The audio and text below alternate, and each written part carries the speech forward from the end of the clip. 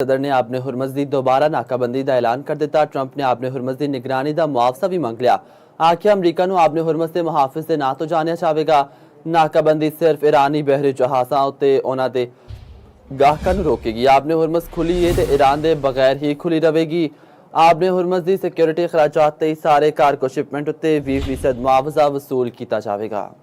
अमरीकी सदर Donald Trump वालों अबनाए हरमुज़ का कंट्रोल संभालने का ऐलान। तेहरान वालों अमरीकी मुदाखलत मुस्तरद, सख्त रद्द अमल की धमकी। सदर डोनाल्ड ट्रंप ने फॉक्स न्यूज़ नूं टेलीफोनिक इंटरव्यू विच आख्या कि अबनाए हरमुज़ एक अहम बहरी गुजरगाह है ते इसकी हिफाजत के बदले फीस वसूल की जाए। सदर ट्रंप ने दावा किया कि ईरान का ज्यादातर फौजी साजो सामान तबाह हो चुका है। गुज़श्ता रात ईरानी फजाई दिफाई निज़ाम नूं भी शदीद नुकसान पहुंचाया गया। दूजे पासे ईरान की आला फौजी कमान ने सदर ट्रंप के मौक़िफ़ नूं मुस्तरद करदे खबरदार किया कि आबनाए हुरमज़ के मामलों का अख्तियार किसी भी गैर इलाकाई ताकत कोल नहीं होगा। इसका इंतजाम करना खिते के मुल्कों का हक है। पासदारा ने इनकलाब का कहना है कि ईरान वालों मुकर्रर की गई समंदरी गुजरगाहों तो बाहर अमरीकी मुदाखलत का भरपूर जवाब दिता जाएगा।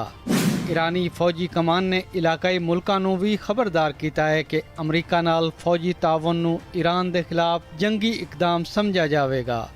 ये तनाज़ा होर वधिया ते इस दे असरात पूरे खिते तक पैणगे।